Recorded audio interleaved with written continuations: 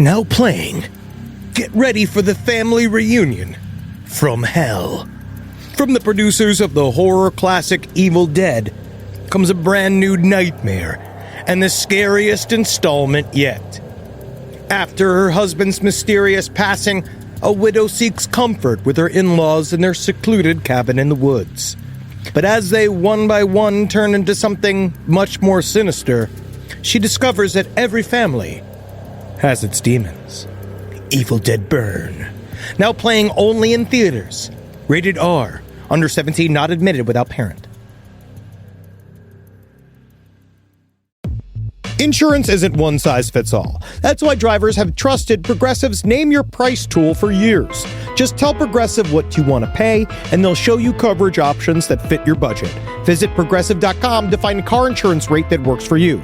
Progressive Casualty Insurance Company and Affiliates. Price and coverage match limited by state law. There's no place to escape to. This is the last podcast. On the left. That's when the cannibalism started. What was that?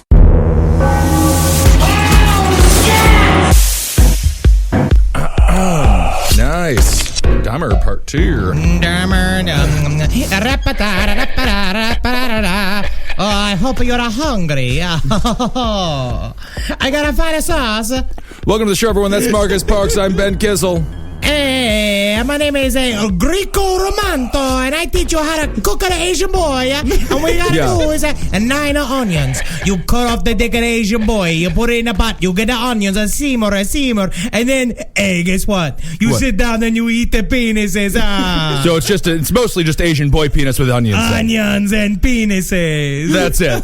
All you need. No green peppers or bell peppers in there? No. Nothing like that. Onions. Salt and pepper? No. Onions. Just onions. You get this sweet salty from the semen all crusted onto their pubic hair. Sure. So you put the pubic hair in there. Oh, you have to have the pubic hairs. Oh, okay. And the balls, or the balls in a different stew? The balls are the best part. Okay. How they fall apart into strings. Manjo banjo.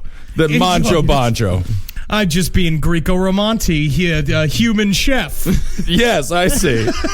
That's Ed Zabrowski, of course. It's part 2 of Dahmer. I hope you guys are all sitting down with a big plate of spaghetti to ready to listen to this next episode. So you remember, the first episode, we got really sad about Jeffrey Dahmer. He had a rough childhood. His dad wasn't there, and his mom didn't love him enough. Yeah, and then this part reminds you that he's a fucking monster. So then you're just like, I understand why his father left, and I get why his mother thought he was a crazy person. Can't handle this kid. He's got an attitude problem. That's right. You know, he's had a hard time making friends. If you have a hard time making friends, you got to go make friends. I will say his parents did not help him out. They created the creepy Dahmer house on the top of the hill. They didn't create. Technically, he created that by what he did. Well, the Dahmer house helped him with the visual. I know a lot of being people, a creepy guy. Well, I have a lot of friends who live in set back beautiful houses. It's great because it's isolated. It's not a sad graveyard because it's isolated. You know what I mean? Right. It can be a nice thing to get away from the neighborhood. Mm-hmm. Yes, that's true. Well, the Dahmer house had some vultures flying above it, and there's always a storm cloud there, and lightning was about to strike at any moment. So we just left Dahmer, just moving into his grandma's house, right? Well, we left Dahmer.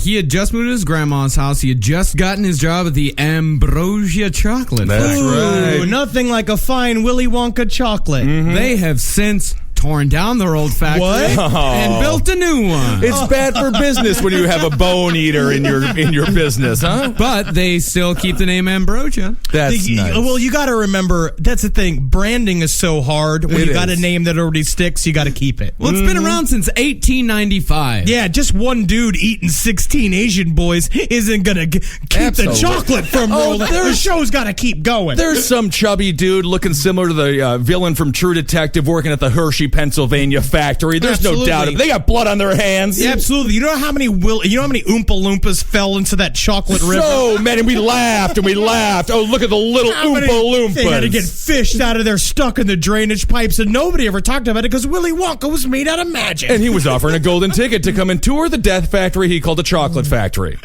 So Jeffrey Dahmer, He was making bank, by the way, at Ambrosia. $19 an hour. $19 an hour in 2014 money. Yeah. Absolutely. That's incredible. But Jeffrey Dahmer, just like John Wayne Gacy, again and again slipped through the cracks, again and again was arrested for certain sexual crimes. On September 8th, 1986, he was arrested for lewd and lascivious behavior for masturbating in front of a couple of 12-year-old boys on the banks of the Kinnickinnick River. Because this is now, when did he kill his first victim again? He killed his first victim at 18. This was the hitchhiker. Yes, the first victim that he killed, I believe it was something like 9 years before, right? Yeah, this was he had been going through a huge cooling off. So he's in his period. mid-20s here? So what I was listening in Born to Kill, they said the thing that he says set him back off, like when he was staying with his grandma. So basically, when he was staying with his grandma, he was trying to get back into religion really heavily. Yeah. Then so she started walking around to the house in those big white panties. He's like, sashaying around. You'll think about that. But apparently he was at a library reading because he took up his time reading, and a man walked past him and threw up a crumpled pieces of paper at him, and he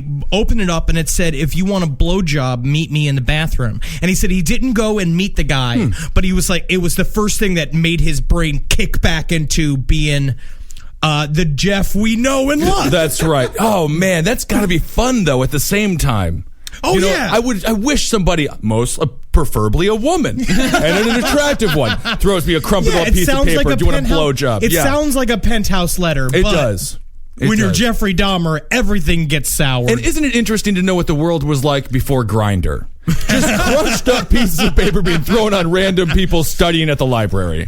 Yeah, so then he was and then he started jerking off in public. Yeah, he started jerking off in public. He jerked off in front of these two 12-year-old boys. They just laughed at him. Which is so sad. Oh, so sad. Oh, I mean, at the very least, you want them to look scared. Yeah. Like, well, one of them asked him, was like, "You having a good time?" And he goes, "Yeah, I'm having a great time." Yeah, of course he is. He's fully hard. Right. Yeah, if he was having a hard time, he'd just be like, he'd be soft going like, I can't. No, you guys are ready to go. Yeah. But now this was what was so interesting with that. He doesn't like alive people. And he doesn't really enjoy young boys. This is about deviancy. Yeah. Okay. Yeah, and being drunk all the time. So he's loaded off a Schlitz. Oh, yeah. Every moment of his life. Yeah. So he confessed to police when he was arrested that he had masturbated 5 times in public in the preceding months. And this Which is like, you just can't let all the beans spill. I'll say this to anybody. If you're talking to the police, if you got secrets, just take a breath. Before you start spouting off your secrets. You know this was part of Dahmer's game. This is not going to be his last arrest. This was part of his game. He was very charismatic when he was arrested by the police. He was always very apologetic, very sorry. The report said that he doesn't know what changed him to make him suddenly start doing this, but that he knows he has a problem and he wants to get help. And that was his thing over and over. I want to get help. I don't know why I do these things. He was sentenced to a year's probation and some therapy for this crime. 10 therapy sessions with probably some like student psychologists, and they're like, "So what do you dream about?" And he's like, "Well, sometimes I go and I dream about this. A boy is just nothing but muscles, and he comes to me and he says he wants to be my ultimate wife, and then I come all over him, and they're just like, time's up. Thank you so much for coming in. Great. I think I'm going to really ace this paper. I think I got a real sociopath here." So this is at the time, as Henry said, he got the note in the library, and he also briefly after this, like, God didn't work, so he figured he'd try Satan. He got into occult practice. Hell yeah, right. For just a little bit. When Satan didn't work, he figured, all right, it's time to just dive headfirst into the Milwaukee gay scene. And it makes me so sad that Satan didn't work for him, because he's worked for so many people. He's made the rest of us so cool. Well, that's very, very debatable. God and Satan couldn't beat Dahmer, though. They really couldn't. That's why he's number 1 in my book.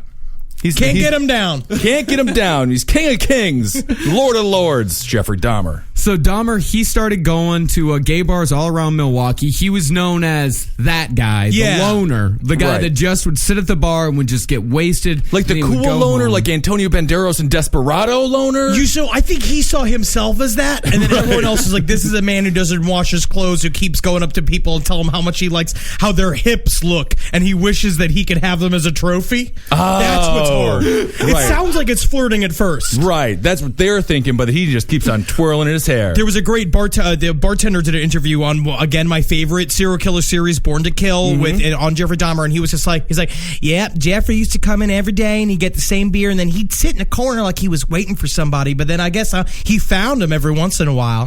That's it. Well, where Jeffrey first started getting his drug 'em and fuck 'em on was at this place called Club Baths in Milwaukee, which was closed by health authorities in 1988. No way!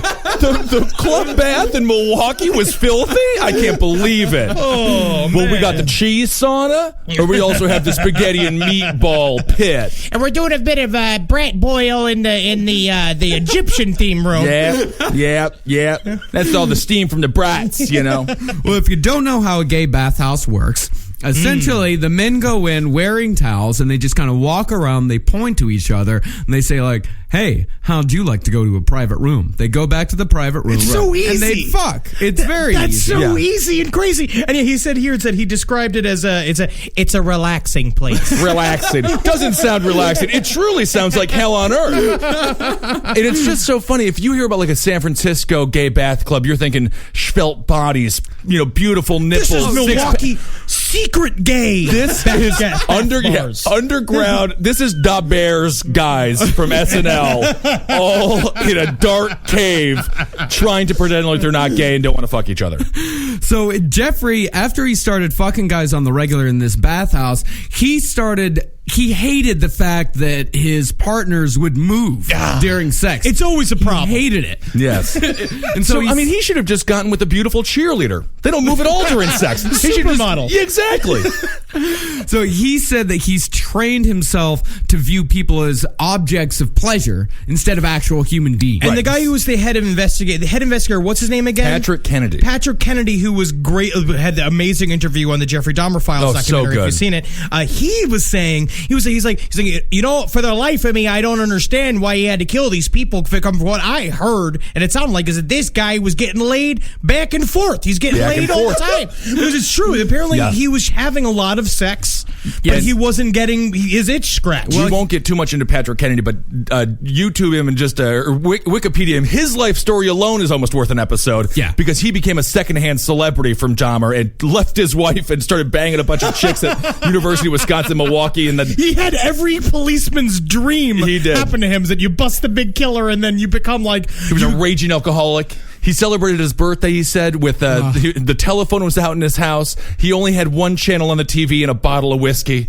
And he just was celebrating like his 50th birthday. I did. Yeah, but it's different, Henry. But he was also saying, like, well, I was in my apartment and, I had a bottle of whiskey and no channels on the TV. That's how I spent my 50th birthday. He wasn't sad about it. No, I mean, he's Midwestern. We're not a grizzled people. We're not Pacino, So in 1986, around June, this is when he came upon the first step of what would lead to cannibalism, essentially. This is when he started giving his partner sleeping pills. Because you see a lot of times, I think this happens a lot with serial killers too, is they give themselves little permissions. Yeah. Sure. Where they're like, I'm going to ease my way into my fantasy, making my fantasy real. Because he already did, technically. Because he had that, he had the hitchhiker just show up. And so he did that and it happened to him. Now he's starting to realize, like, I can make him go to sleep a little bit. I can do this. I can just beat him a little bit. I mean, it is similar to any addiction cycle with alcohol. I can have a shot. It's my birthday. I'm okay with that. And the next thing you know, you're fucking,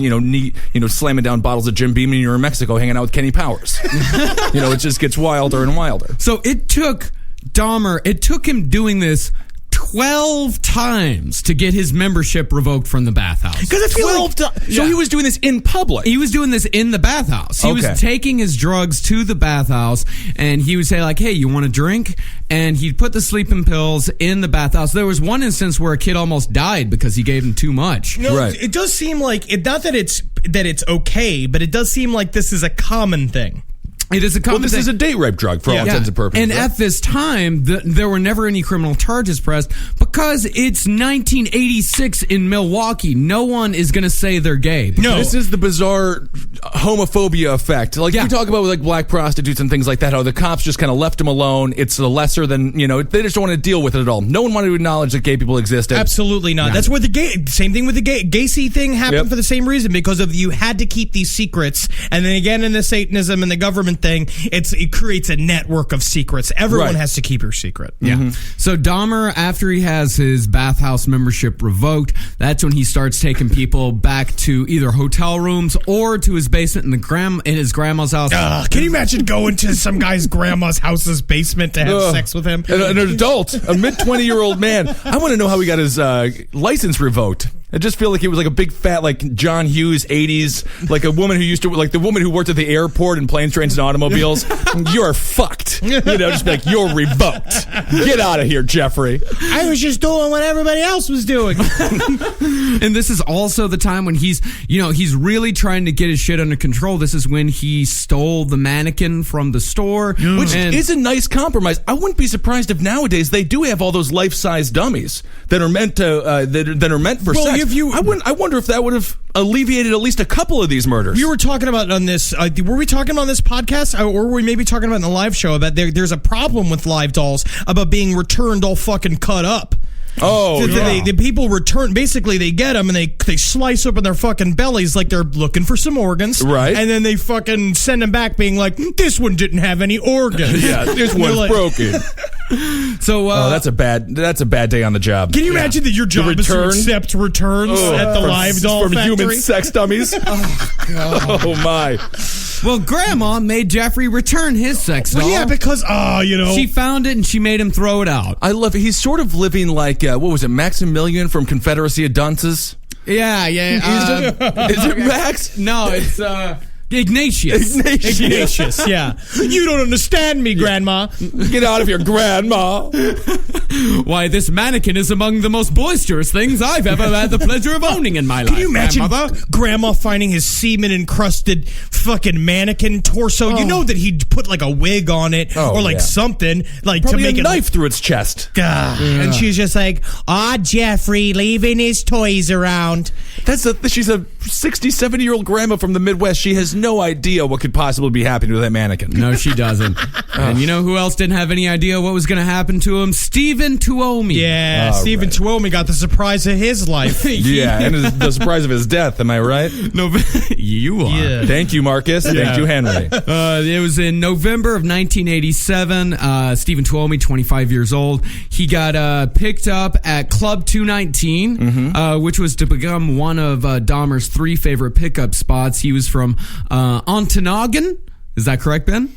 I don't know. You pronounced it so bad that I have no idea what that would be. Ontonagon. Ontonagon, okay. Yeah, I think it's pronounced Antonagon. That sounds right. Yeah, Antonagon. Yeah. So they both went to the Ambassador Hotel, which Classy. It is classy. Yep, it was a heroin hotel. A seedy rooming house. Yes, a seedy rooming house. Yes, and so they got wasted. They passed out, and when Dahmer woke up, Tuomi was dead. Blood was pouring from his mouth, and his chest was completely crushed in. Now, this is where also Dahmer had beat him to death with But Dahmer doesn't remember doing any of He this. said he did it, none of it in a full blackout state, and he said he woke up. He was surprised that he had done it, that he had not prepared for it. And again, this shows the tremendous physical strength that Jeffrey Dahmer had. Because his parents put him in martial arts and weightlifting school, which is insane. So Dahmer, he bought a suitcase from the nearby Grand Avenue Mall, which is also coincidentally, he picked up a lot of his later victims at Grand Avenue Mall. He put the corpse inside, called a cab. He took the corpse to Grandma's house, unpacked it, masturbated on it. Have you heard the story too? Is that when the cab driver picked him up, this is totally true. Cab driver picked him up, was lifting the bag into the back of the cab, and he's like, hey, buddy, what do you got in here, buddy? And Jeffrey Dahmer was like, yeah, yeah, I do. And they were like, I'm telling you, the sense of humor in the Midwest can be too good sometimes. because because he probably had a long, full, just like yeah, it's in there. Yep. You gotta open it up and take a look at it. We'll just put it in the trunk. Oh, these guys. So the next morning, Jeffrey takes Tuomi's body. He severs the head, the arms, the legs, the torsos, fillets the bones from the body, cuts the flesh into tiny little pieces, puts the flesh in plastic garbage bags, puts it outside with the rest of the trash. He smashes up all the bones with a sledgehammer. Took him about 2 hours, Which is pretty quick. I mean, he's a pro.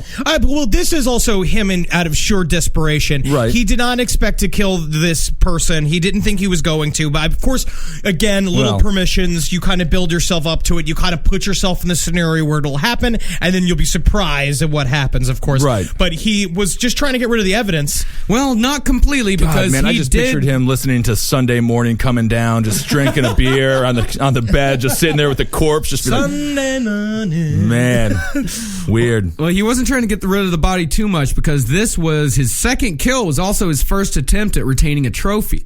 He kept the head wrapped up in a towel for about 2 weeks, and then he boiled the head in a mixture of a cleaning liquid called Soilex. I've never heard of Soilex. I've never heard of Soilex It just either. sounds like it's a thing you specifically use to melt flesh off a human body. And that became Soilex. He did use that throughout his career. It was Soilex and bleach. Hey there, Steve. You want me to boil you to get the skin off your face? Oh, yeah, Jeffrey, yeah. They always say yes. Get the Soilex, Jeffrey. You are funny, Steve. Yeah, that scenario comes up later. But unfortunately, he boiled it in Soilex and bleach, and it rendered the skull very brittle, and it wasn't, he couldn't really use it. He was using it to masturbate with, but it was falling apart. He overcooked it. He overcooked it, yeah. Isn't that sad? Yeah. It's just the stories of a beginning chef. When I was first teaching myself to cook, I burned things all the time, but now you just get into a groove. Yeah. Well, the funny thing, or not the funny thing, but he, it's kind of a funny thing. He was never charged with this murder because they were never able to find a body. Investigators, they even considered charging him with failure to report a death, Jesus which Christ. in Wisconsin is a Class B misdemeanor. A fine not to exceed $1,000 or imprisonment not to exceed 90 days. Oh, well, he could have gotten off easy The then. 80s were different. The 80s were just a different time. Yeah. And I think this is a very interesting thing, because this is Dahmer's first kill after 9 years. And he says that he blacked out, and the Dean of College of Criminal Justice at Northeastern Gave him double secret probation. Ooh, well, you can't kill a horse in the goddamn guy's office, you know? That's an Animal House reference. his name's James Allen Fox. He had something fairly interesting to say. He said maybe his victim said something to him that made him block out what happened. Even to a serial killer, some things may be too traumatic to remember. It was the 50 Schlitz. It was the 50 Schlitz, the pills he was taking, and the whiskey. Hey there, buddy. You ain't gonna make me into a human lamp, are ya? Yeah. No, just a porridge.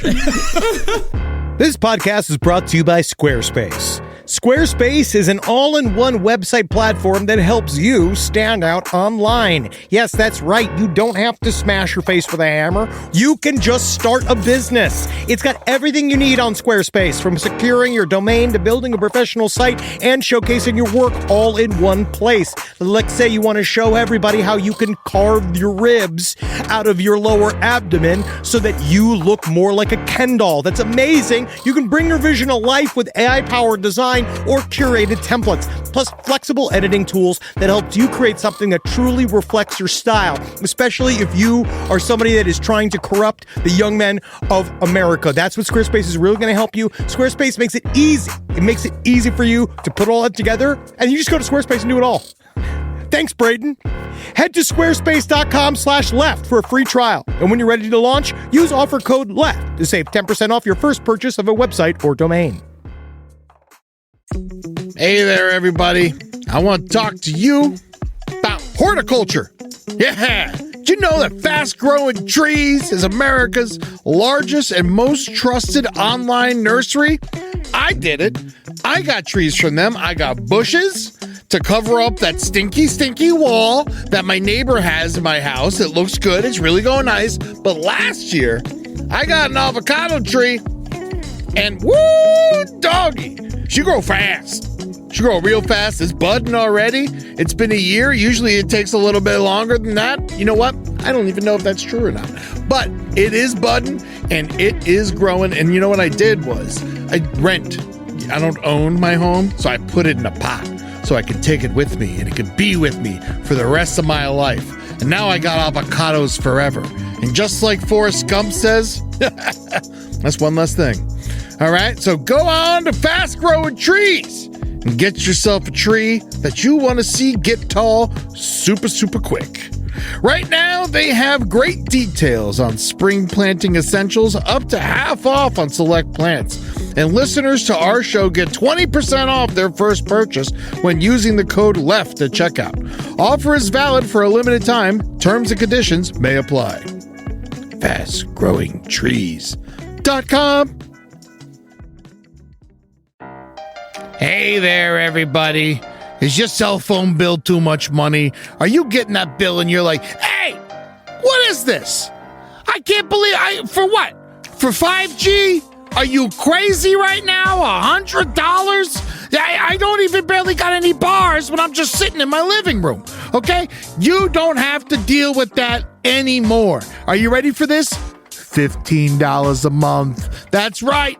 $15 a month on Mint Mobile. Yeah, baby. Get their wireless plan. Because they're just sitting there on the T-Mobile 5G network, and it's just $15. Your whole life, you're just paying all this money every month. You're like, why? Where's it going? It's going to these phone companies that are robbing you.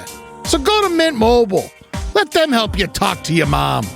So get your new wireless plan for just $15 a month. Go to mintmobile.com/LPOTL. That's mintmobile.com/LPOTL. Cut your wireless bill to $15 a month at mintmobile.com/LPOTL. That's it. There's no catch. Upfront payment of $45 for 3 months, $90 for 6 months, $180 for 12 months. Plan required, $15 per month equivalent. Taxes and fees extra. Initial plan term only. Greater than 50 gigabytes may slow when the network is busy. Includes up to 20 gigabytes hotspot. Capable device required. Availability, speed, and coverage varies. See mintmobile.com. So after this is when the killing truly begins. This is, again, this is him going into full berserker mode for the first time. Yeah. He'll do it 2 times in his career. And this is him just, school's out for the summer for Mr. Dahmer. He's having fun now. Yep. 2 months later, he met 14-year-old Jamie Doxtator outside of Club 19. Jamie was a young kid who used to just cruise outside of the bar. At 14? At 14. This happens again and again. Man, we made movies with my friends in the park at 14. Well, I kissed a girl and it was just like, I listened to Hanging by the Moment. Yeah. You know that song over but Lighthouse or something like that? Oh, no. Oh, right. No. I think you guys have sung that before. If there's a fan out there listening, try to find them, listen to them, whatever. I don't want to. I can't think about it. Was Drops of Jupiter? Oh, terrible stuff. That's when I was 14. But this is 80, what is this, 87 now? 87, yeah. So he's listening to Twisted Sister and Motley Crue, some Guns N' Roses, some real good shit. Yeah. You know? So Jamie, he, just like a lot of other, Jeffrey's other victims, he was had a long criminal history. Yeah, he was like a cool little kid. He's 14. He's a car thief and a hustler. Yeah. Dahmer said that he thought that Jamie was Hispanic, about 18 years old. And this is another weird thing about Dahmer, is that he will admit to killing and eating and butchering and all that. Right. But all of his underage victims, he always maintains, I thought they were 18. Well, because he didn't actually want to have sex with kids. It was just the hairless torsos he was after. Yeah. And who can blame him? I mean, The penal system. I like a good hairless torso Sure. as well. I mean, I enjoy full adult females. Yes. And that's where you could get that. They tend to be hairless. You could also have a man shave. There are ways to do it. You Totally. could just say to someone, hey, I like a shaved chest. And like, oh, you should meet shaved chest Bernie over there in the go-go cage. He doesn't have hair on his chest. You don't have to find a boy. Dahmer wasn't much of a talker, though, you know? He really wasn't. What he was good at, though, was offering to take people back to his apartment to pose for pictures. Oh, yeah, but he loved that he was Hispanic, but he turned out to be all Native American. Yes, he turned out to be half Stockbridge, half Oneida. Which is why many of our famous Native American characters in movies were played by Spanish people for a very long time. Easily discernible. Yeah, Spanish people or Johnny Depp. Very that's it. confusing. But now, so he's out of grandmother's house. No, he's still in grandmother's house. Oh, Okay. yeah. He's still in grandmother's house. He takes Jamie back, takes some pictures, gives him the drink with the drugs mixed in. Jamie falls asleep. Jeffrey strangles him to death. And that's Jeffrey's MO right there. Yeah. Take him back to the apartment, give him the drugs. They pass out, strangle him to death. Well, There it's are very a- few instances where that doesn't happen. It's a more humane death than what the Oklahoma gave that dude on death row with the triple cocktail there. You know, Lord. pass somebody out and strangle him to death. It's not the worst way to go. Do we want to play the sound clip of when Jeff realized what his life rhythm was? Oh, yeah. This is Mr. Kennedy talking about Jeffrey's, I guess, Perfect recipe. His perfect his process. He would lay listening to their heart, and he trained himself to learn when they were coming out of the drug-induced coma by their breathing, because it would start to get kind of sharp and short from the long breathing of a drug-induced. And that's when he knew it was time to kill them. Ooh. And that's what he said. And that's why he'd strangle him, because that was the least painful way to kill him. Yeah, and if you remember, this goes back to when he was a kid. If you remember from the first episode, he used to do the same thing to his childhood friends. Yes. He would sit there and he would listen to their chest, to listen to their heartbeat. Right. And, I mean, this was something that had gone back a long And again, Well, if it wasn't such a perverted brain, he would have been a pediatrician. He would have been a doctor. Or at least, have the friendly hobby of being a taxidermist. Yeah. Sure. But then he also did the same thing. We're just watching him play out his childhood games in the adult world. Yeah. Right. So like how Michael Jordan used to play basketball when he was in middle school. He says, Yes. one day I'm going to make it to the pros. Just I'm going like to win that. all the championships. Just like that, yes. So now he's starting to win some championships. Because he wants to see some bones. He wants to get Right. that ring of seeing how many times he could look at a liver. And I'm not sure who's crazier, Dahmer or Michael Jordan. They're both sociopaths. When I went to see bones, I go to the Natural History Museum. Yeah. Or you just go back to Texas. or my backyard. Yeah. So he dismembered the body with a knife by the backroom drain, broke up the bones with a sledgehammer, put them in a plastic bag, blah, blah, blah. He didn't remember the face, Jamie's face, when cops showed him a mugshot. He didn't remember the face, but the odd detail that he did remember, he remembered that the boy had 2 scars close to his nipples that were about the circumference of a cigarette. Real odd. Oh, the kid was probably abused by his uncle or something at a young age and had cigarette burns there. I just like how perverted Jeffrey Dahmer is that you just blah, blah, blah'd over him cutting up a corpse and putting it into a plastic It bag. happened 16 times. Yeah, I'm just saying, usually blah, blah, blah over a bad conversation that occurred, but... So 2 months later, Dahmer meets Richard Guerrero. The process is identical except for one very important escalation. This is the first time that he actually has sex with the dead body. Ooh. Yeah, and this is where we're discovering his favorite flavor, which is that. But then I also love that the parents of Richard Guerrero is like, our son isn't gay. Yeah, our son's not gay. It came out, they said they was just like, the only way that I think Dahmer could have got him was by luring him with money or a party, which kind of makes him sound gay. Yeah. Makes him sound really gay. Saw a It's movie just called like- Party Monster. That's exactly what happened to the person who got killed in that movie. So the family, they spent thousands upon thousands of dollars on a private investigator. This is sad. The private investigator, they found out that the guy never even worked on the case. And when they asked him, was like, what happened to him? He goes, maybe a drug deal gone bad? I don't know.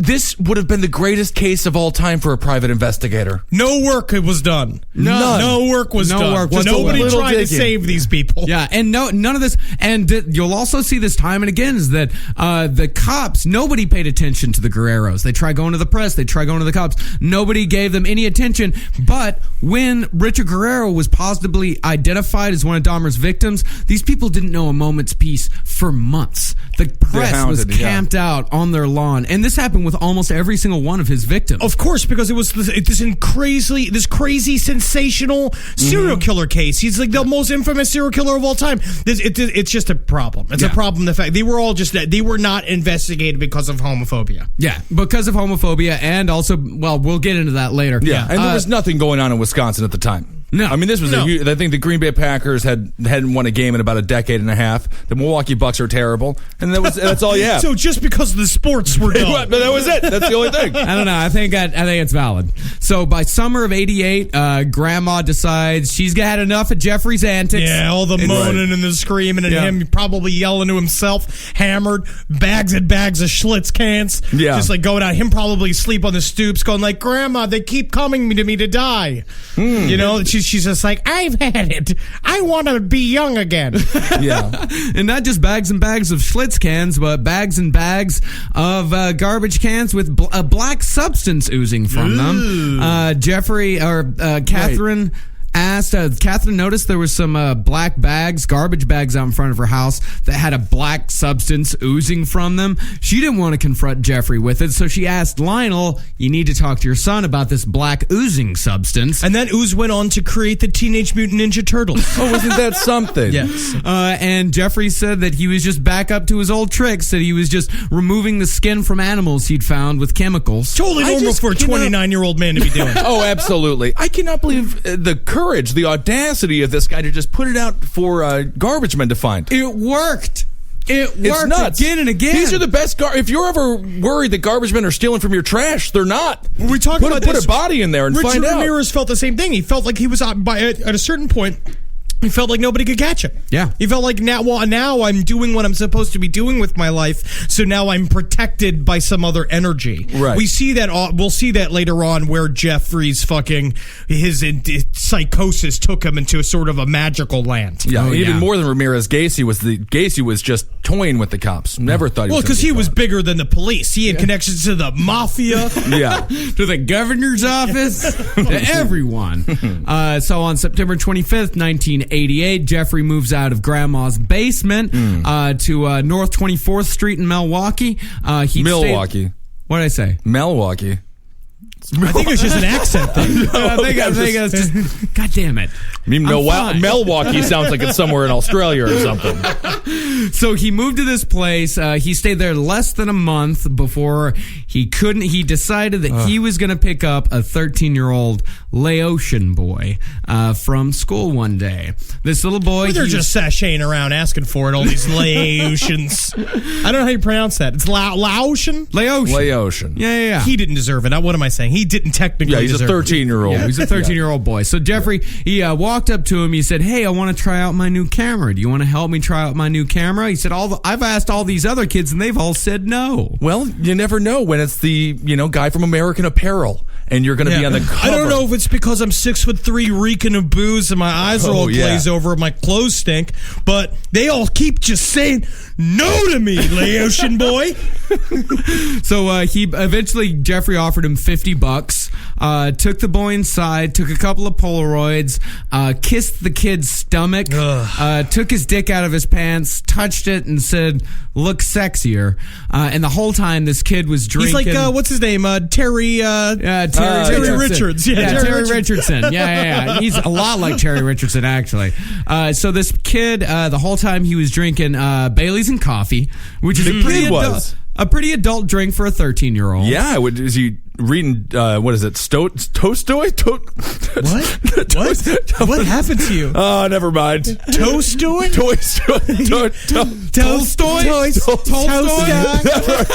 Oh, yeah, all right. Sit down. No, the boy is drinking an interesting adult substance. Very good. Worries of Tolstoy. All right.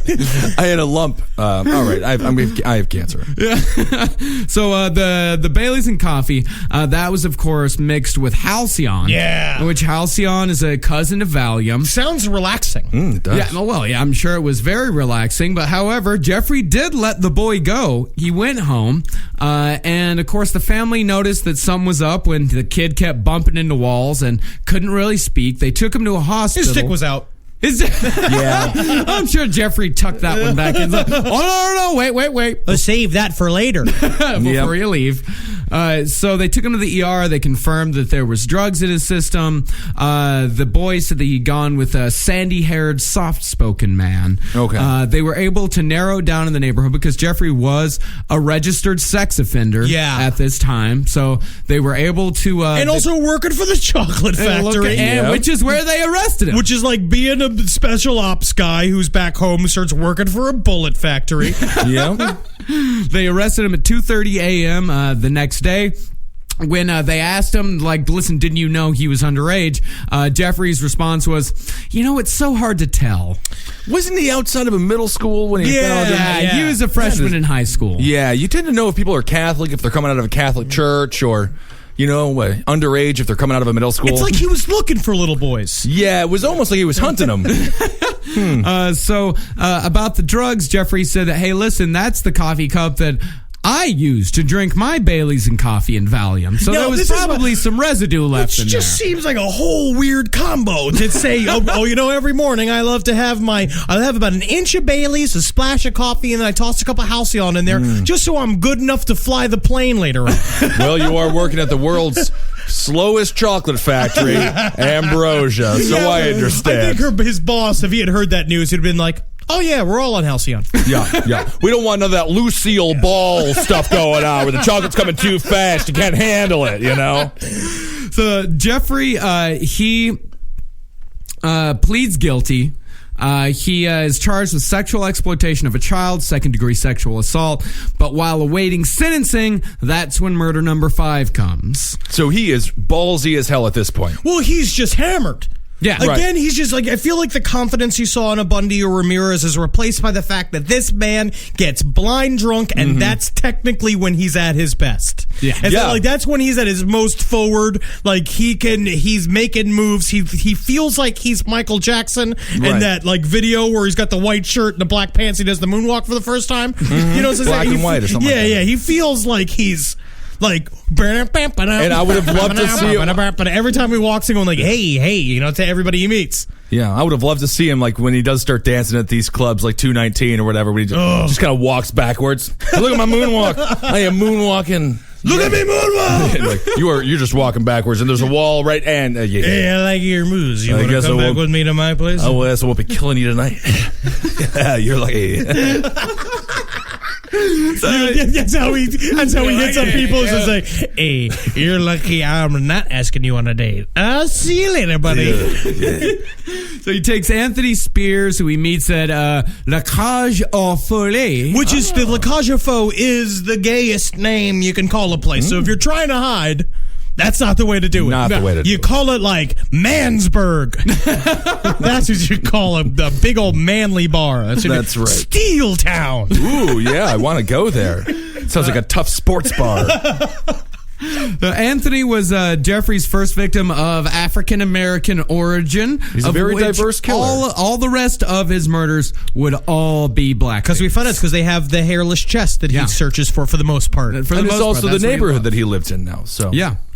So he was this guy, Anthony Sears. Jeffrey told him that he was from Chicago. He was visiting his grandmother. Anthony told him that he was an aspiring model, which, by the way, the Milwaukee gay scene, as we will see, is full of aspiring models. Chock full of aspiring models. Unfortunately, Milwaukee isn't chock full of a modeling industry, so that doesn't really help. Which is why Jeffrey's like well, this is the first step of my big break. Yeah, come to my place. I'll take some pictures of you. Absolutely. So I'll bring my fireman's costume. I have a fireman's costume, a doctor's costume, an EMT costume, and a farmer's costume, so we can get my composite going.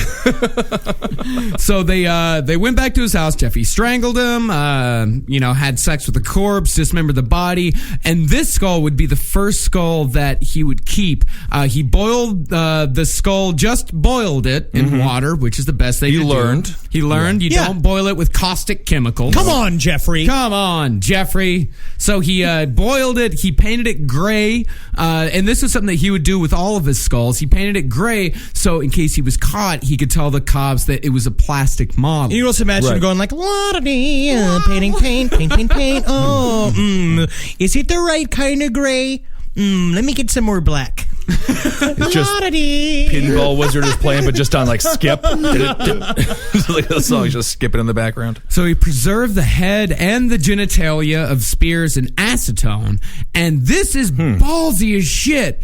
He stored the head and genitalia of his victim in his work locker. Because he was still living at Grandma's house at this time. Well, I'm sure he was at Grandma's house here still? He was still in Grandma's house, yeah. I feel like at this point, at this chocolate factory, the boss learned a long time ago, don't look in the lockers, because the stuff you find in a chocolate worker's locker is not Santa's workshop.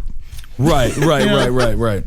So he eventually confessed that this skull would be the centerpiece of the altar that he would masturbate in front of for years to come. No, this is when he really got kind of crazy. Well, this is how you become a pope. This is exactly what they do. Well, the altar, this skull was, this murder happened long before he had enough bones and heads and flesh to actually build the altar. He's looking forward to this is just the base area. He had an idea came to his head, it's like how we wanted to be comedians. It's just like, I could be a comedian. And he's just like, you know what I'm going to do one day? I'm going to make a big jerk off bone altar. Ooh. Well, how does that sit me? Well, I'm going to write it down, and I'm going to keep it in my wallet. And if I'm still thinking about it a year from now, I'll do it. So the altar was the most grotesque thing that I've ever read about. Oh. Yes. This is this was his crowning achievement at the end of his murders. The altar was 7 skulls, 2 entire skeletons. He had a black table that he had put all of these on. It was covered in photographs of all of his victims. Like real Etsy like. Yeah. It's sort of like that Kevin Costner movie, if you Field of Dreams, if you build it, they will come. But like he was just wanting a Marilyn Manson concert. If he built it, he would come. Yeah, if I build it, I will come. Yeah, that's true. I just want to see Kevin Costner beating off on the pitcher's mound. No. This is about old-timey baseball. No, not for me, it wasn't. This is my Field of Dreams. Field of Creams. Really wish that I had not come to this old baseball field. I'm Shoeless Jackson. Coming all over Babe Ruth. I should have worn some shoes if I knew that Kevin Costner would be jerking off all over my feet. Yeah. Trickery, motherfucker.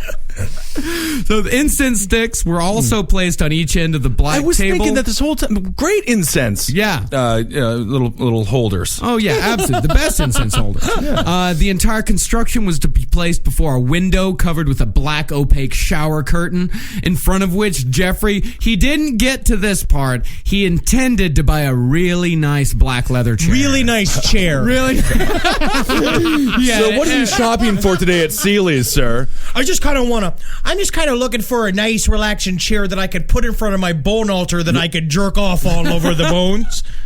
Well, we're going to need to get you one of these Petersons over now, this there. one beautiful silver riveting. You've got a deep pocket bucket seat. Do you like to drink beer? Do you like to drink a little bit? Oh, I've got to drink beer. I'd be killing you right now. Why don't you push that button right there on the left? Oh, it's a beer fridge. It's a beer fridge. I can't believe I found something that works so perfectly. Yep. Hey, you want to come by my place? We've got a couple of delivery guys coming. Make them hairless. When they asked him who this altar was dedicated to, he said, myself It was a place where I could feel at home. Believe me, I understand. Yeah, we all I'm need getting a our new own couch. little- We just ordered a new couch.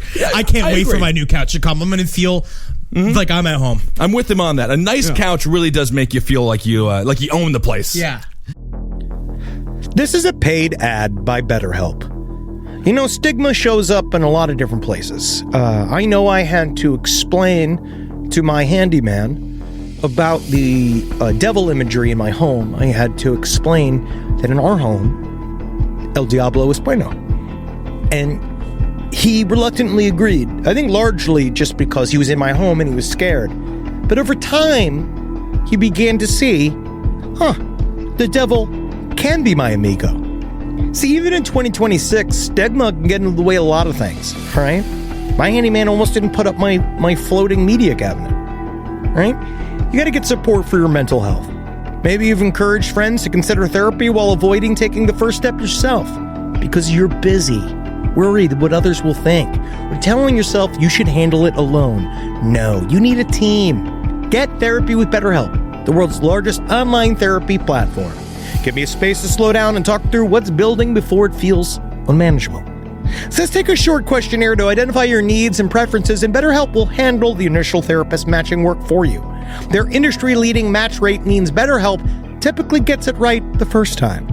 Feel confident knowing BetterHelp therapists work according to a strict code of ethics and are fully qualified. So don't let hesitation hold you back. Find support with BetterHelp.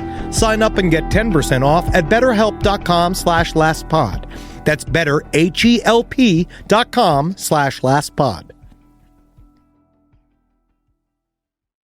Summer schedules can get busy fast with camps, vacations, sports, family time. And every single time Carmi eats a block of dark chocolate, we got to take her to the emergency room. You know how much time that takes, all right? IXL makes it easy to keep learning part of the routine in just a few minutes a day. IXL is an award-winning online learning platform that helps kids truly understand what they're learning, whether they're building math confidence, strengthening reading and writing skills, or reviewing science concepts. From pre-K through 12th grade, IXL offers personalized, interactive learning that adapts to each child's level and pace, which is great because Carmi has been really slow in biology, and Wendy has really been struggling with American history, mostly just because she doesn't agree with the way it's being taught.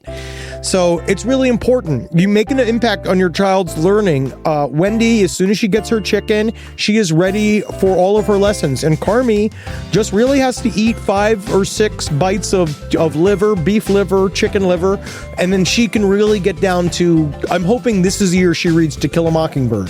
So really, IXL, thank you. Make an impact on your child's learning. Get IXL now. And Last Podcast on the Left listeners can get an exclusive 20% off at IXL membership when they sign up today at IXL.com/left. Visit IXL.com/left to get the most effective learning program out there at the best price. It's obvious we love true crime, but it does make us feel a little paranoid about what's out there, as it should. And that's why it's so important to get a home security system that gives you peace of mind. With SimpliSafe, you can stop crimes before they even start using their AI-powered cameras to identify threats on your property and alert US-based live agents to take action. Like arriving in a helicopter in the night, coming down from the helicopter, zipping down and breaking through the windows with their big axes, and going through the house, ripping through the walls, finding the criminals. It's easy to do. SimpliSafe has been a game changer for us. And the best part, there's no long-term contract. We've used it since the very early days of SimpliSafe here at LPN, and it keeps us safe, doesn't it? It keeps all of our thoughts inside the building. Then there's the ones we let out because they have to go out because that's a part of it. But SimpliSafe keeps the other thoughts safe.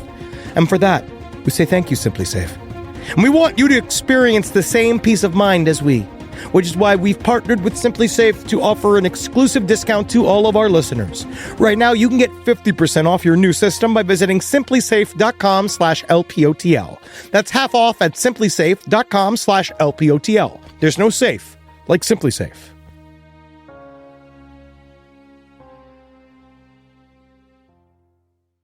So sentencing comes along for the sexual assault charge, and this is another example of him slipping through the cracks. DA Gail Shelton, based on a report of findings from Dahmer's past, she argued for a sentence of 5 to 6 years minimum. She said, I think we should put him in one of those mirror prisons like General Zod in Superman 2. She said, in my judgment, it is absolutely crystal clear that the prognosis for treatment of Mr. Dahmer within the community is extremely bleak, and the reality is that treatment within the community is just plain not going to work.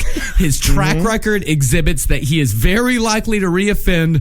Mr. Dahmer's perception that what he did wrong here was choosing too young a victim, and that's all he did wrong, is part of the problem. 3 different mental health professionals said that he was angry, resistant, evasive, manipulative. Yeah. One doctor said that he had schizoid personality, recommended intensive treatment, hospitalization. Another one said that Jeffrey had problems with his sexuality. Maybe. Possibly. Maybe there's some problems. Described Dahmer as very alone in the world and as having a monastic and Spartan lifestyle. That's what his attorney said. He was very semi-sick. Yeah. I say semi because he hasn't manifested the sickness. This was his attorney's defense. I don't think that's the best way. So it's like, well, let's just think about it. He's not completely sick because he doesn't have like a chain of ears. Do you, Jeff? You don't have one yet, right? He doesn't have a chain of ears. No, not yet. He argued his lawyer's name. Is 3 ears connected together a chain? No, we need at least 7 during. All right, no, I'm not. No, I do not. It's more I of a do not. keychain. It's a keychain of ears. That's fine. That's fine. Yeah, that's semi crazy. So his attorney, Gerald Boyle, he said that just the mere act of Jeffrey getting caught was enough to keep him from escalating. He said, having had a lot of contact with this man since I was hired to represent him. Like 6 months. That there has been no recurrence of this type of conduct. Killed 2 people. Right. And here's, this is a fucking amazing irony, is that this same guy, Gerald Boyle, he had prosecuted Milwaukee's very first serial killer case 20 years earlier. And then he went to work for the defense. Yeah, and then he worked to get Jeffrey Dahmer back on the streets. Because he knew what he was good at. Yeah. Which was getting those killers back out on the streets. So what was the sentence? The sentence was 5 years of probation. Fair. Okay. Yeah. Fair. Absolutely. 5 years of probation for each count to run concurrently. He was also, he begged and pleaded with a judge to help let him keep his job. He's like, I need to keep my job so much. Like, I absolutely need to keep it. I'm a hard worker. My job is all I have. I mean, he was so good at forming the bars with his bare hands. Yeah. If anybody has had ambrosia chocolate, please let us know. I've never got to Send sample me any a of it. bar of it. If you grew up in the 80s and you had an ambrosia chocolate, you probably had something touched by Jeffrey Dahmer. Yeah. He works the big mixer. Oh, Yeah, of course that he was did. his job, is that he worked the big mixer on the overnights. So he was and he was. Can you trust anyone who works overnights? No. My dad was an overnight I mean, overnight I truck had a driver. night job, though. Yeah. Yeah. Martin from Human Centipede 2 worked overnight. Fake character. Yeah. All right. So this guy, he was sentenced to a work release program, meaning he had to be at the jail during the day and then go to work at night. Where's the FDA, by the way? What do you mean? Isn't there a Food and Drug Administration be like, you got a jack-off expert over here putting all the chocolate in the goddamn mixer? I think we have a problem. No, that chocolate, the way chocolate company work, they just go like, la, la, la, la, la, with their fucking fingers in their ears. They don't want to hear. Because if they had to fire every sex offender that was at the chocolate factory, Easter would be over. So here's what's fucked up, is that his parole officer was supposed to make twice monthly home visits to Jeffrey Dahmer's home, but because she had so many cases and because Jeffrey lived in such a terrible neighborhood, she never went to his apartment. And when you say cases, you're talking about cases of PBR. They're all drunk. I'm telling you, the detective is drunk. Everybody is drunk in Wisconsin. Yep. So Jeffrey, after being released from prison, he moved back in with his grandmother very briefly, and then moved into the infamous apartment 213 on 924 North 25th Street in Milwaukee. Milwaukee, Wisconsin. His Graceland. Yes, it was. And over the next... And man, they demolished that entire building. Oh, yeah, and they're not even putting anything on top of it, are they? I don't think so. No, they didn't leave that. And then we were just outside talking to somebody. They were like, I can't believe it, but what about wasn't everybody else upset that was in the apartment building when they would knocked it down? Or was just being like, no, I think they were done living in those apartments after they found out what happened. It was a slum of an apartment, so I think they got better lives out of it. Yeah, it was. I mean, in fact, this area, it was 69% black. The rents were half that of the nicer neighborhoods of Milwaukee. There were 2,378 people living on Dahmer's block alone. And here's another thing about talking about nothing going on in Milwaukee at that time. Milwaukee was having a record year for homicide. Oh yeah, so it was total ape shit. It was the same thing that was going on with the Zodiac killings, where it was like you have there's a massive violence happening in an area. It's the perfect place for a serial killer to be operating. Cops would not go past. It was. I forget the street. They would not go past it. It was like on Oakland and whatnot. Yeah, they would just never go down there. But as a delivery driver for Jimmy John Subs, I would. Because I believed that everybody needed a wonderful, all meat, all cancer-causing sandwich. And that's why we call him Ben, hero of the people kissel. That's right. I'm trying to think of the burger's name, or the sandwich's names. The Hunters Club. Yeah, I love Jimmy John's. Oh, Jimmy John's is good. Yeah, absolutely. I would have been so happy if I was in that neighborhood and I saw you. If I got the sandwich from you, of course. Yeah, Yeah. I think there's one just called Big Tuna. I was just full of tuna. So Jeffrey, so sad. What's happened to you? I don't know. You just got all wistful about your Jimmy John's experience. Well, I was in the neighborhood that Dahmer was hanging out. So Jeffrey, after being in this work release program for an entire year, no kills whatsoever, he, less than a week in his new apartment, goes and gets his next victim. Of course, you got a bachelor pad, you got to use it. Yeah. Little housewarming gift for himself. Raymond Smith, he was a male prostitute. Dahmer took him back to 219 with the promise of $50 per sex. There was the drinks, 7 sleeping pills, manually strangled. He took, the next day, he went out and bought a Polaroid camera and he posed this guy's body into a lot of different, and this is the first time he started posing the bodies to take pictures. Yeah, and he said it to show off their physique. Yeah, you know that famous photo that everyone's seen of the body in the bathtub, all arched back. That was Raymond Smith. Yeah. But of course, that inspired Outkast's song "Shake It Like a Polaroid Picture."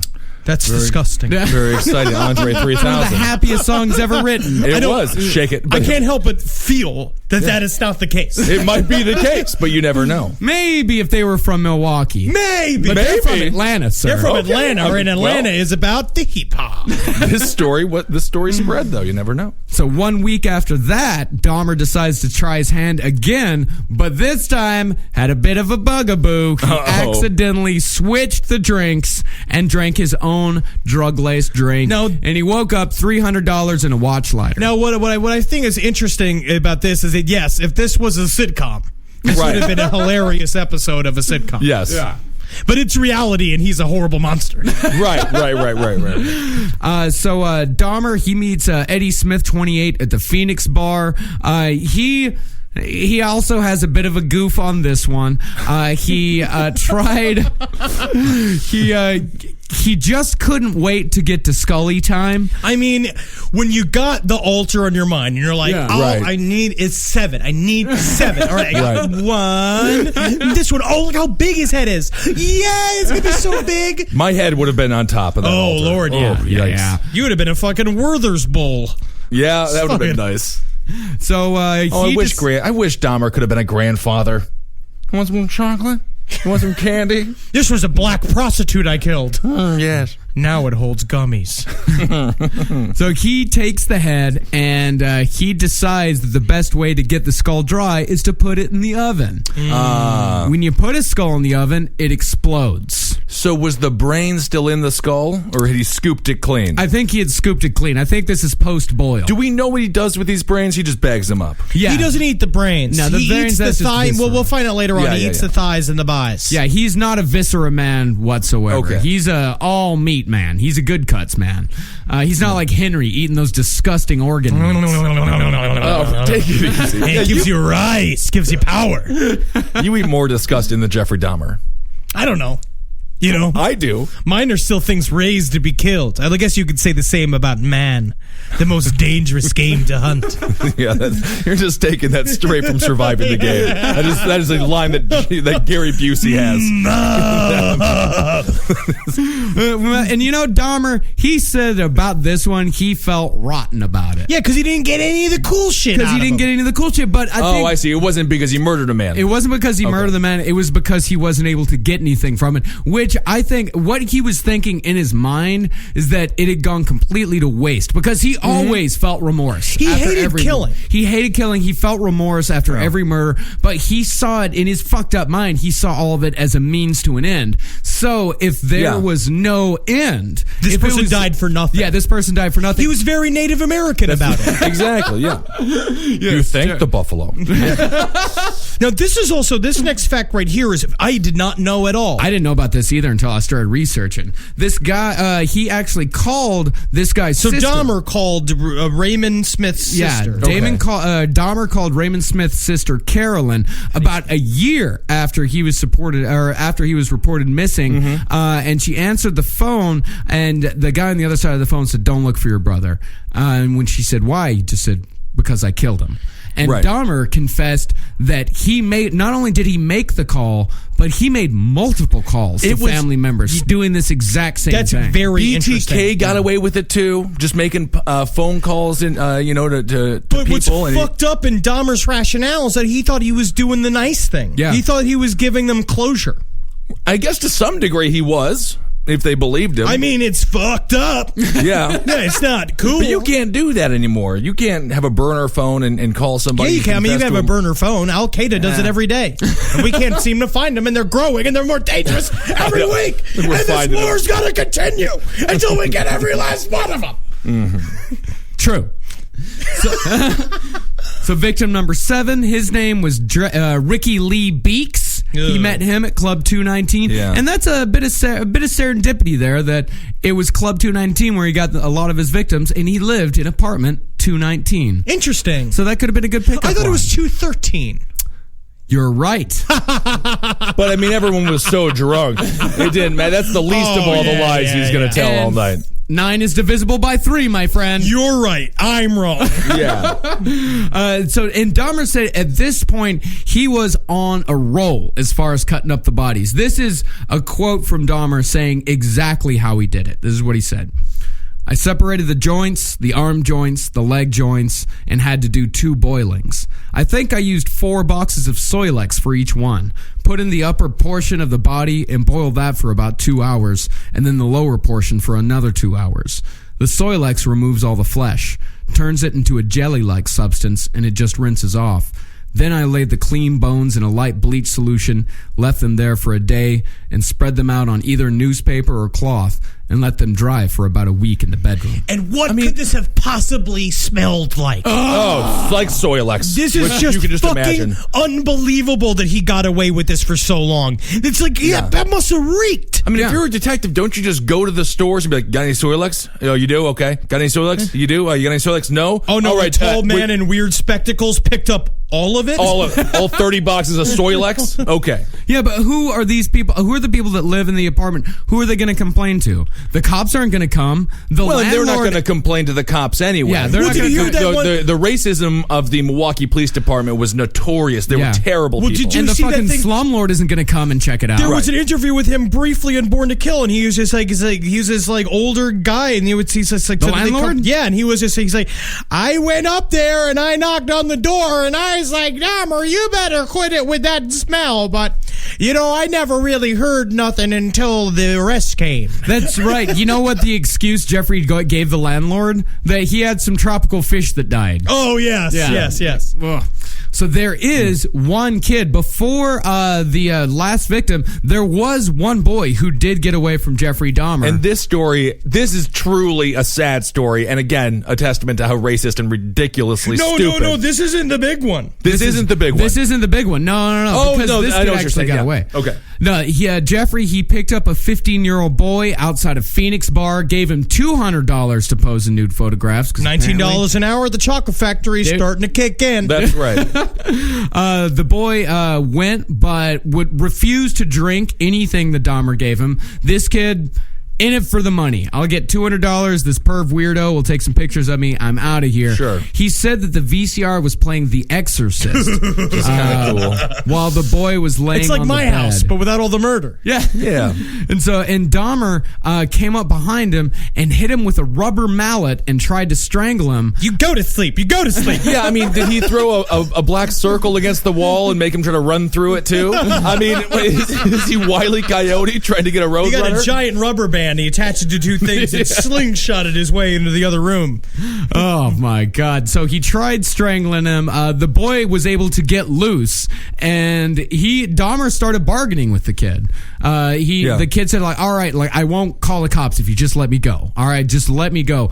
And Dahmer, I think at this point, realized that he wasn't going to get away with his regular strangling them in their sleep. If he was going to kill this person, he was going to have to kill them with their eyes open, screaming, struggling. And he couldn't do it. He couldn't do it. He absolutely. So he let Different the kid than go. Bundy, who needed that. Yeah. Yeah, most people. Again, he's a product killer, not a process killer. So Jeff calls a taxi for him.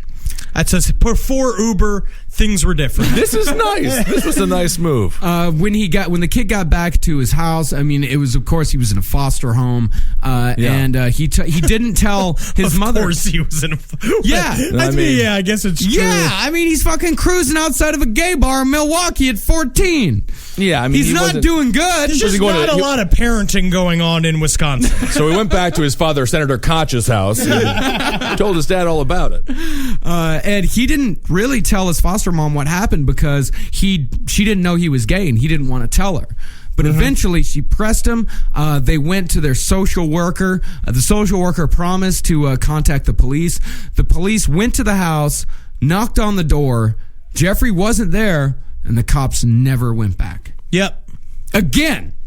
And nobody smelled the smell. They never heard from the police. They never heard from the social worker. It plays into the cops' races. Oh, those people, it's like a zoo. It's like a zoo in there. Yeah. I mean, it's the perfect hiding place for a bunch of corpses is a black apartment building in Milwaukee. Yeah. So the next guy, Ernest Miller, 25, the first and only time that Jeffrey would use a knife on the victim while he was still alive, he cut this guy's throat. He said he didn't like it because he said it was too messy and caused too much pain. It's messy. Well, it's true. It's because he just didn't like it. It drove him nuts. You know that in between killings, he was literally just sitting, rocking himself to sleep all night, like just getting power hammered so that he could even go to sleep in his fucking world of mayhem that he was living in now. Yeah. Well, I mean, this one, Henry, the scenario that you brought up earlier, this is when it actually comes to fruition.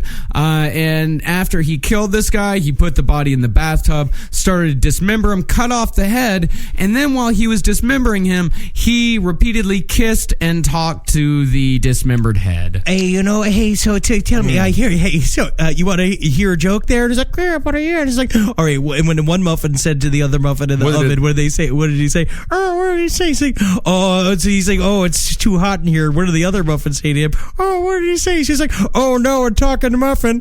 Yep. Fuck, I'm fucking your mouth. I'm fucking your fucking mouth. I'm fucking your fucking mouth, Ed. Yeah, that's good. Yeah. Hey, what do you call cheese that's not yours, eh? Oh, nacho cheese. Yeah, now I'm fucking your mouth. I gotta fuck your mouth. Well, speaking of, and of course, Dahmer, he completely dismembered it. He stripped the body of all the flesh. He hung the skeleton in the shower and photographed it. And now I think it's time to hear a little bit about what Jeffrey did in the shower. Oh yeah. This is when things started to get weird. Yeah. He would come back from work and make love with the dead body. He would sleep with it. He would lie with it. He would rub it and have sex with it. He was just very, very enamored with the concept of opening a body, seeing the internal organs spill forth, and several of the bodies he would put in his bathtub and pack with ice in midweek because he had to work the next day, so he could keep them for the weekend where he'd have more time to enjoy himself with these bodies. He said to do that he'd have to shower with cold water so he wouldn't melt the ice. It was uncomfortable. It was well worth it. Everybody's working for the weekend. God damn. What are you going to do this weekend, Bob? I'm going to have a couple of cold ones. Oh, all right, Jeff. I just cracked myself up.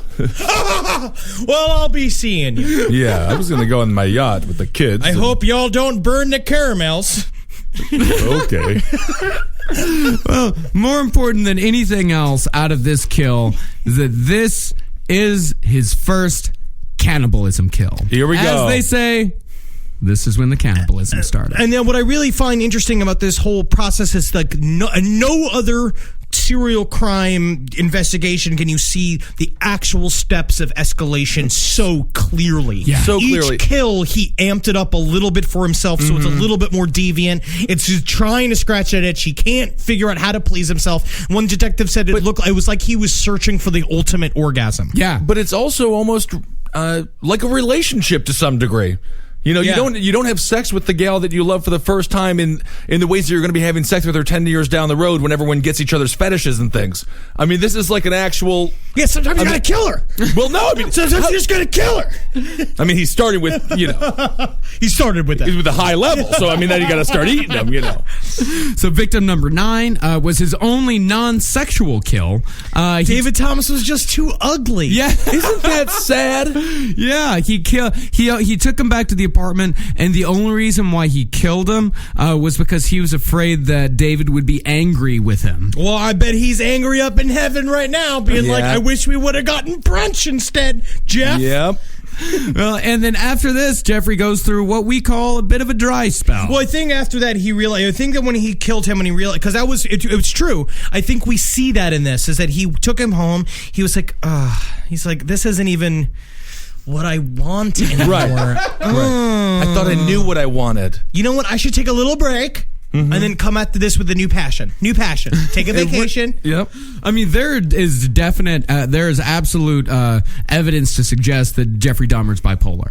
Yeah, I think so. I mean, you see Matt. I mean, when you talk, and by the way, the entire time that he is killing all these people, he's meeting with his probation officer every 2 weeks. Every 2 weeks, meeting a probation officer. This man had all of it. Everything that was bad, everything that could be bad in a person, he got all of it. He is by far, I mean, like, of course, there are many others that are different, but I find that Jeffrey Dahmer is probably the most mentally ill. Yeah. Just in terms of, like, I honestly think you could have just drugged him up and kept him in a state hospital if you had found him really early and had just kept him from all this. Yeah. Where certain other people were kind of like, like Ted Bundy was like a fucking cougar. Yeah. Like are very dangerous. Jeffrey Dahmer was just very fucked up. Let's end at the beginning. 19-year-old Errol Lindsay was walking home to get a key cut one day. Lindsay was a heterosexual, but Jeffrey was able to lure him to the apartment. This is when, I forgot. This is when he became a bit of a mixologist. Mixologist. Errol Lindsay was Jeffrey Dahmer's very first love zombie. Right. Now, my question with this is, how did he even get the idea? Does anyone... I've been looking for it. He liked horror movies. He probably just watched Romero's Day of the Dead. And his father was a chemist, remember? Yes. So this grisly detail that's involved in this is very important, and then we can talk about it. Yeah. So he came into the apartment. He was drugged, and Jeffrey drilled a hole into his skull and poured muriatic acid. No, he said what he had was he had a hand drill from when he was doing some stuff in his house. And he said he's just like, when I was listening to him talk about it, he's like, yeah, I figured I could do it real quick and get the hole in there. And then I poured the acid in there. And, I don't know what I was thinking, but, it just... didn't work how I wanted it to work. No, it didn't, Tom. No. And so Lindsay was somehow still alive. And he woke up. Yeah. And basically, because he hoped that he'd pour this acid in his fucking brain and it would mush him up and make him a zombie. Right. But he woke up and said, I have a headache. What time is it? And then he drugged him again. Right. And then strangled him. It's bone fucking time. Well, now you're a lamp. Yeah. Well, there's one more victim to get to. His name's Tony Hughes. He was victim 12. Everyone was complaining about the smell. They said that they heard a sound of a chainsaw every once in a while. It's just This guy American is Psycho, playing Bateman style He's stuff. playing The Exorcist on loop. Yeah. He's playing Right. Working for the Weekend on loop, probably at the same time because Definitely. it was the song of that summer. Definitely. You know, like he's all up on it. He keeps asking people if they want to see Caddyshack too. What did he- but he's just talking to people's dogs. I mean, you what's so amazing is these black people must have just been like, white people, huh? We got one white guy in this whole building. I guess this is what they do. This is how you get left alone in the ghetto. Yeah. And what Jeffrey said about the smell, about the way he was disposing of the bodies, the lackadaisical way that he was going about everything, he just said, nobody ever said anything, so I kept doing it. He was so... It's just, again, if you're breaking the law, pretend that you're not. And then you can get away with it. Eddie taught me that. Ed Larson taught me that, where it's just like, you just be like, what? What are you talking about? There's Like, that anytime scene- anybody accuses you of anything. There's that scene in Blow, the Johnny Depp, where he stars, Johnny Depp stars in that movie Blow. It's like when you're carrying like 10 pounds of cocaine across the border, you pretend like you're not carrying 10 pounds across the border. You just walk across the damn border. Yeah. That's it. Oh yeah, no, he was a cool customer when it came to this, and that was a part of it. He's just we see the compartmentalizing of his personality, his apartment, because that's what they said. There's this one quote that I find really interesting about him, which was they said that when he went back to his place, this quote about him is chilling. The quote about him about this is you see he goes into his apartment. Dahmer once said that once he had snapped the lock on the door and the person was in his apartment, he'd become more aggressive, more powerful. It was almost like a psychological transformation. He would become more sexually aroused. So it's like he's built this perfect sex dungeon. Yeah. And he's totally in charge of. And it wasn't just one snap on the one lock on the door. I mean, he had like 7 locks on this door. I mean, Houdini couldn't have gotten out of this place. Yeah. It was pretty nice. One deadbolt. That's what you need.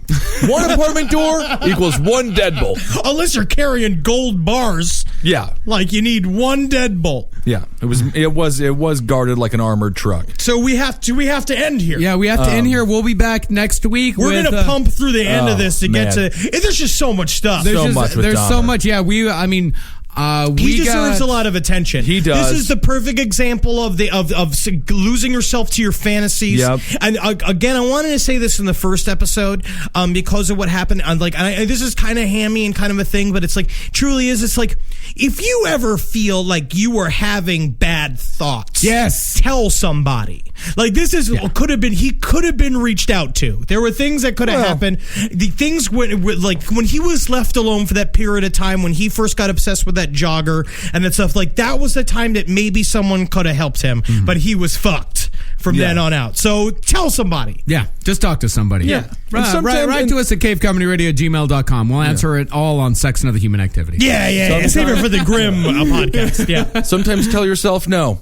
Tell yourself, give yourself Just saying, boundaries. I'm not going to do it. That's why women are so nice in relationships, because they often say no, and then you say, oh, okay, I can't do that.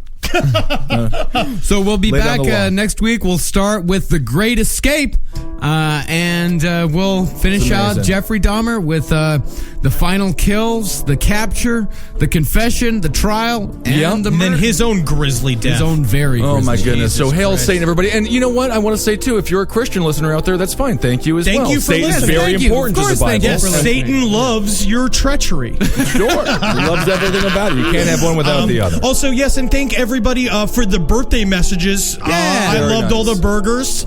That was very awesome. Yeah. I felt powerful. I thank You felt powerful I with felt it. fucking powerful. Okay, that's a strange thing 9 to feel. feet tall. Right. And thank you to everybody who donated to the Murderfist Kickstarter to help our pilot. That That's was very amazing. I'm going to post it up again at some point. Thank you so much to people who've already donated. It's wonderful. That's right. And keep on supporting Cave Comedy Radio, Roundtable, Top Hat, Sex and Other Human Activities, Page 7, all these things. All right, everybody. Hail Satan. Hail Satan! Halgeen. Hail me! And, of course, hail yourselves.